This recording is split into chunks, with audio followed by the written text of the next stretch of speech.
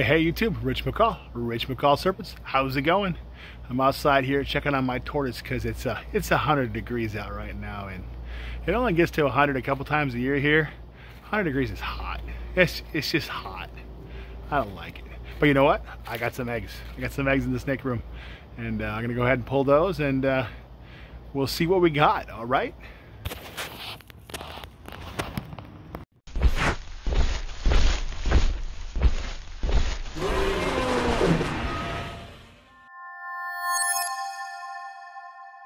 So here we go. Gorgeous female pied, low white, one I produced myself. This one's about 5 years old. She took a long time to get up here. This is a snake that grew, normally up to 1,000 grams. Hit that 1,000-gram window and then just wouldn't eat. I get like one rat in her in a month, and then she'd go 6 weeks not eating again. And then about when she was about 3, she just started eating again. Some other folks might have given up on her by then, but, she's mine, and I liked her, so I kept going. She was eating, she just was doing it really slow. And then I gave her a whole extra year because she just was never giant. She was just barely over 1,500 grams when I first started to breed her. I want to say she was like 1,600 right there, Father is an Asphalt het pied. So these eggs should be either Asphalt het pieds or Asphalt pieds. I wanted to get some Asphalt pied going in the collection and explore the possibilities of that gene. Yellow belly, of course, being such an important gene in ball pythons in general, but definitely in pied with how much it does. And I want to see what I can do with the Asphalt. The obvious stuff is going to be,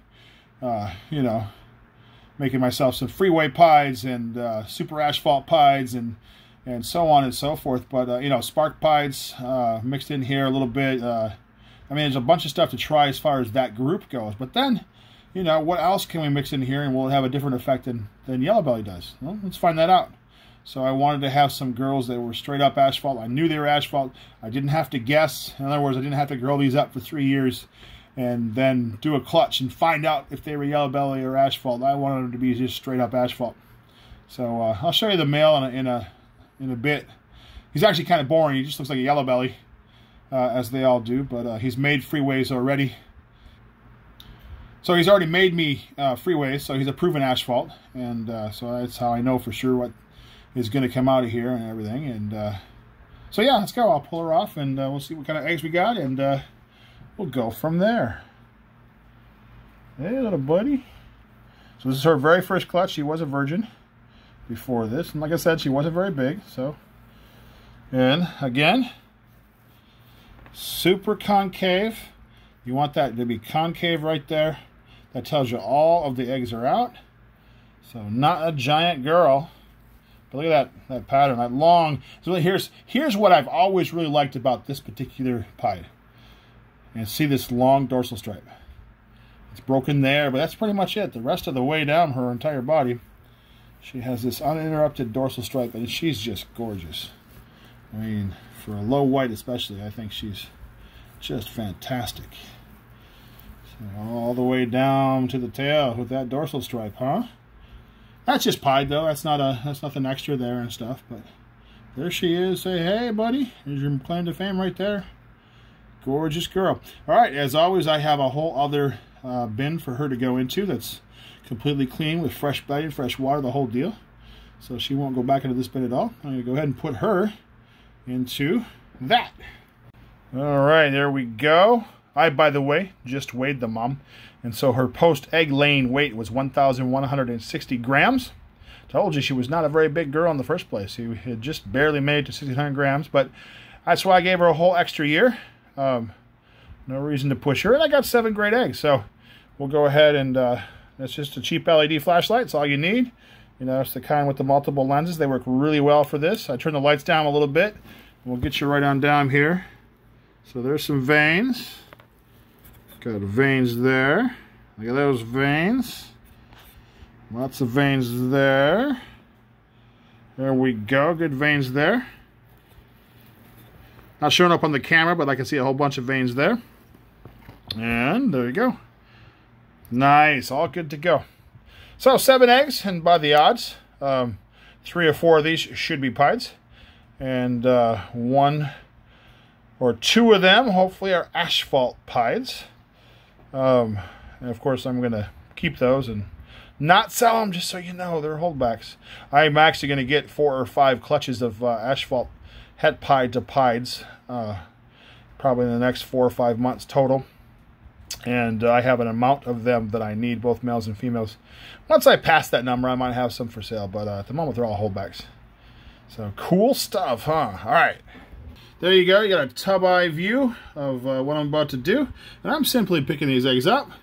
And I'm brushing the bottom off, making sure there's nothing stuck to them. What you don't want is a piece of coconut that would get down in the water and then wick the water up into the eggs. And there you go. 7-egg clutch. I could actually leave them like this and they'd be okay, but I'm going to move that top egg off.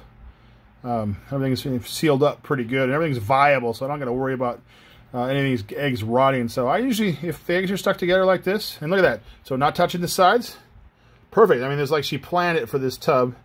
It works really well. And like I said, I could actually leave that one on top, but I'm going to move it off anyways.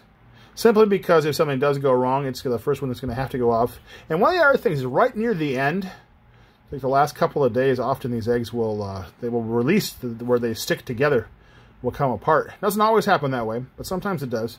I don't want that egg to flop off. But we'll go ahead and slide down. You can see a really good close-up of how I'm going to separate the egg. So just roll your finger in there.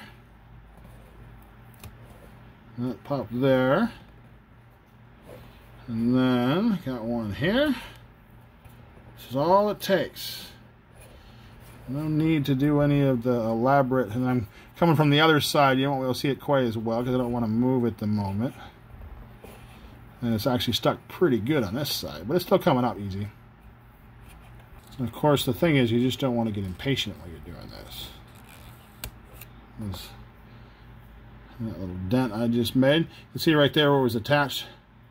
And I'll just put this egg off on the side over here. I'm going to slide the whole thing this way.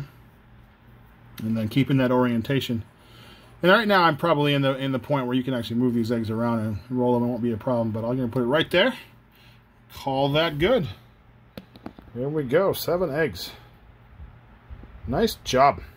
Thanks, Mama.